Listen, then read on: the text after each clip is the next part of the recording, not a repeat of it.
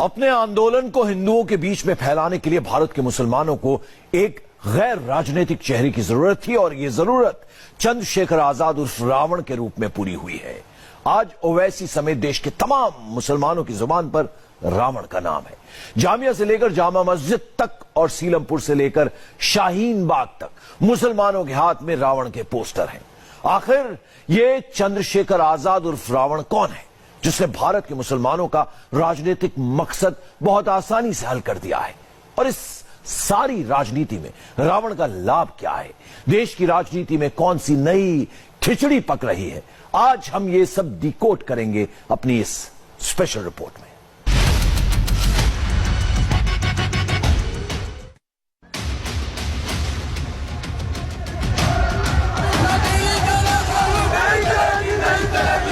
चंद्रशेखर आजाद उर्फ रावण दिल्ली की जामा मस्जिद की चौखट और भारत के सैकड़ों मुसलमानों का साथ। इन तस्वीरों की नई राजनीति को आज पूरा देश बहुत गहराई से समझना चाहता है। एक नेता जो अपनी मूंछों को ऐंठता है, अपना उपनाम रावण रखता है, उसे देश के मुसलमान अपना हीरो क्यों बनाना चाहते हैं?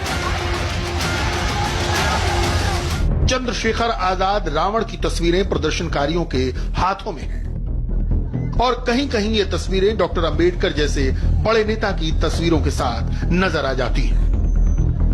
मुसलमान पूरे देश को ये दिखाना चाहते हैं कि उनके साथ एक अनुसूचित जाति का नेता है जिसका नाम है चंद्रशेखर आजाद रावण। लेकिन ये रावण कौन है जिससे भारत के सबसे शक्तिशाली परिवार की बेटी प्रियंका गांधी अस्पताल में मिलने जाती है? चंद्रशेखर आजाद रावण चुनाव नहीं लड़ना चाहते, लेकिन मायावती को यह डर क्यों लगता है कि चंद्रशेखर उनकी राजनीति को खत्म कर सकते हैं? ये दिलचस्प राजनीति आज हम पूरे देश को समझाएंगे, लेकिन सबसे पहले कहानी शुरू होगी 20 दिसंबर 2019 की इस तस्वीर से। शुक्रवार के दिन जब पूरे देश की निगाहें जामा मस्जिद में मुसलमानों के विरोध प्रदर्शन पर लगी हुई थी और अचानक वहां चंद्रशेखर आजाद रावण की मौजूदगी ने सबको चौंका दिया। इस नई राजनीति के माध्यम से कोशिश ये की गई कि नागरिकता कानून के खिलाफ मुसलमानों के प्रदर्शन को दूसरे लोगों के बीच भी फैला दिया जाए। शायद इसीलिए दिल्ली पुलिस ने चंद्रशेखर रावण को हिरासत में ले लिया। लेकिन हिरासत के पहले भी चंद्रशेखर आजाद रावण ने लोगों को सरकार के खिलाफ भड़काने में कोई कमी नहीं छोड़ी।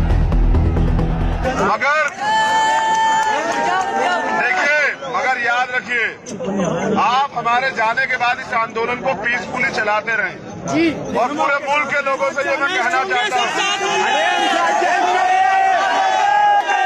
मुझे उल्टा लटकाओगे। मैं तो अपनी कौम के लिए जो यहाँ खड़ी है ना, मैं तो जान देने को तैयार हूँ, लेकिन इन्हें मरने नहीं दूंगा। शांति बनाए रखे। हम भी आपके साथ हैं।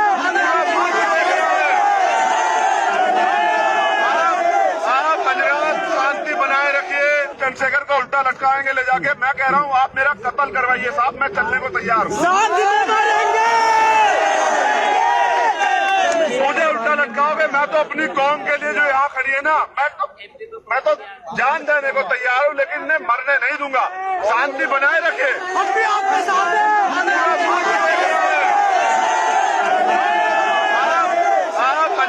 शांति बनाए रखिए। अब आप ये स्टेटमेंट दे दीजिए, आप इसे कह दीजिए कि हम कानून बना रहे हैं, कोई मुसलमान के कागज नहीं चेक होंगे, दलित के होंगे, हम इस पर स्वीकार करके हम प्रोटेस्ट खत्म कर देते हैं। मैं कह रहा हूँ हम भी हंसते हंसते फांसी का पंजा कबूल कर लेंगे।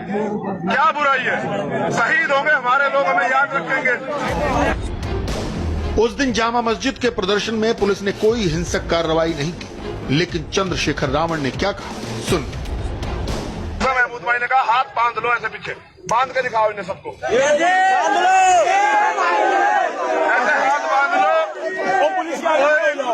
कोई पुलिस की लाठी का जवाब नहीं देगा, पुलिस की गोली का जवाब नहीं देगा, क्योंकि मैं चाहता हूं जब आप पे कत्ल हो पूरा मुल्क, पूरी दुनिया देखे कि गोली छाती पे लगी हुई है साहब, भागा नहीं मेरा। दिल्ली में हुए इस तरह के उग्र भाषणों के 2 दिन बाद प्रधानमंत्री नरेंद्र मोदी ने कहा कि नागरिकता संशोधन कानून से सबसे ज्यादा लाभ अनुसूचित जाति के लोगों को होगा, लेकिन अनुसूचित जाति के नेता ही इसका विरोध कर रहे हैं। प्रधानमंत्री ने नाम नहीं लिया, लेकिन उनका इशारा चंद्रशेखर आजाद रावण की ओर था। मैं हैरान हूं, कुछ दलित नेता भी बिना समझे इसमें घुस गए हैं। जब मेरी बात सुनेंगे तो समझेंगे। उनको मालूम होना चाहिए कि पाकिस्तान से जो अधिकतर जो हमारे शरणार्थी आए हैं वो मेरे दलित भाई बहन हैं, दलित परिवार के हैं। भाइयों बहनों, ये वो दलित परिवार है जिनको पाकिस्तान में बंधुआ मजदूर बनाकर रखा गया था। आज भी पाकिस्तान में उनके साथ स्थिति ये है कि अगर दलित परिवार का कोई व्यक्ति चाय पीता है तो उसको चाय के साथ साथ उस चाय के बर्तन का पैसा भी देना पड़ता है और बर्तन साथ ले जाना होता है। आज भी पाकिस्तान में यह हाल है। चंद्रशेखर आजाद रावण का जन्म उत्तर प्रदेश के सहारनपुर के गढ़खौली गांव में हुआ। उनकी उम्र 33 साल है। चंद्रशेखर आजाद रावण एक अध्यापक के बेटे हैं। उन्होंने अपनी राजनीति उत्तर प्रदेश के सहारनपुर से शुरू की। उन्होंने कानून की पढ़ाई की है। अपने बयानों में वो कहते हैं कि स्कूल के दिनों में होने वाली छुआछूत की वजह से उनके मन में आंदोलन की भावना ने जोर पकड़ा। वर्ष 2017 में सहारनपुर में हुई एक हिंसा के मामले में उनकी गिरफ्तारी के बाद उन्होंने पूरे देश में सुर्खियां बटोरी। इसके बाद वो कई बार गिरफ्तार हुए। उन्होंने भीम आर्मी की स्थापना की है और उनके समर्थक कई महत्वपूर्ण शहरों में। गिरफ्तारी पर कई बार उनके समर्थकों ने देश के अलग अलग हिस्सों में विरोध प्रदर्शन भी किए।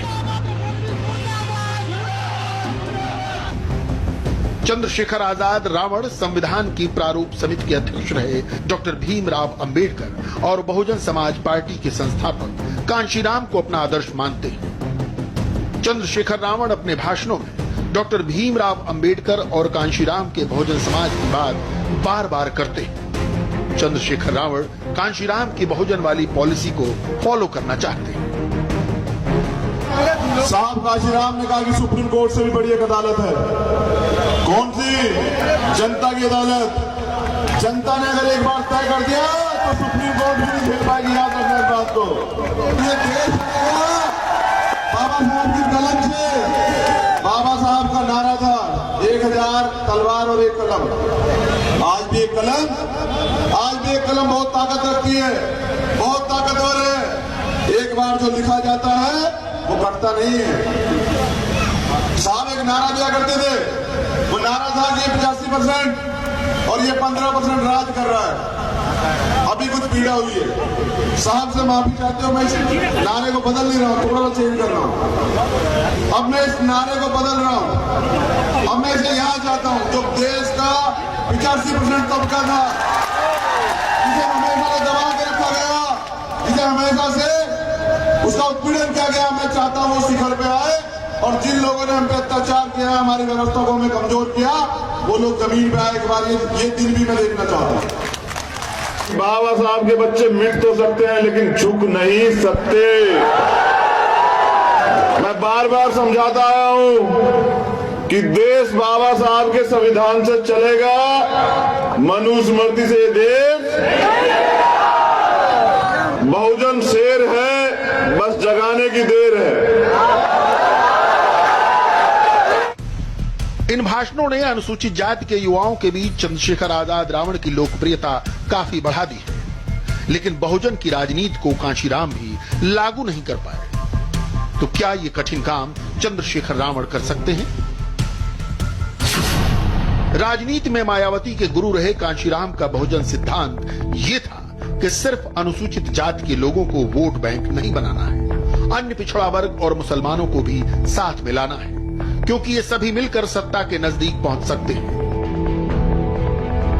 कांशीराम ने ये राजनीतिक प्रयोग करते हुए मुलायम और मायावती की गठबंधन सरकार बनवाई थी, लेकिन लखनऊ में गेस्ट हाउस कांड की वजह से ये बहुजन का राजनीतिक प्रयोग फेल हो गया। अब चंद्रशेखर आजाद रावण इसी प्रयोग को दोबारा जिंदा करना चाहते हैं। राष्ट्रीय स्वयंसेवक संघ को वो अपना सबसे बड़ा विरोधी मानते हैं।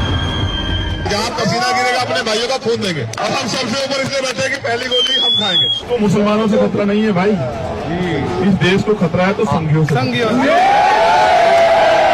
इस देश को खतरा है तो हिटलर की औलादों से खतरा है। ये सावरकर के रिश्तेदार हमें इस देश से नहीं निकाल सकते। लेकिन इस देश में जो नीति काम करती है, जो नागपुर से चलती है, कहां से चलती है? कहां से चलती है? चंद्रशेखर आजाद रावण के उग्र बयानों से लगता है कि वो कफन बांध चुके हैं, लेकिन उनकी राजनीति से सबसे ज्यादा डर बहुजन समाज पार्टी की अध्यक्ष मायावती को लग रहा है। मायावती चंद्रशेखर आजाद रावण की राजनीति को अपने लिए खतरा मानती है।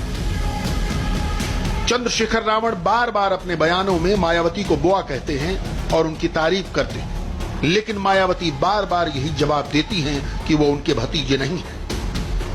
बुआ जी ने बहुत काम किया है, बहुत संघर्ष किया है, मैं उनको सलाम करता हूं। और किसी पार्टी से मेरा कोई लगाव नहीं है। भीम आर्मी का राजनीतिक संगठन है। बस हमारा प्रयास है कि जागरूक वोटर हैं, हम प्रयास करेंगे उस व्यक्ति को वोट दें, उस पार्टी को वोट दें, उस संगठन को वोट दें जो भाजपा को हरा रहा। दरअसल कहा यह जाता है कि मायावती के राजनीतिक वारिस अब आकाश आनंद होंगे, जो मायावती की रैलियों में मंच पर कई बार देखे गए। बीएसपी इस पर कुछ साफ नहीं बोलती, लेकिन शायद वो अपने युवा वारिस की राजनीति के लिए चंद्रशेखर आजाद रावण जैसे नेताओं को खतरा मानती है। चंद्रशेखर आजाद रावण के बारे में कहा जाता है कि उन्होंने अपने नाम से रावण उपनाम हटा दिया है, लेकिन अब वो पूरे देश में रावण के नाम से ही लोकप्रिय हो चुके हैं। बड़ा सवाल यह है कि क्या चंद्रशेखर आजाद रावण मुसलमानों को साथ लेकर अनुसूचित जाति के अलावा दूसरे हिंदुओं का भरोसा जीत पाएंगे? ये कह पाना आज बहुत मुश्किल है।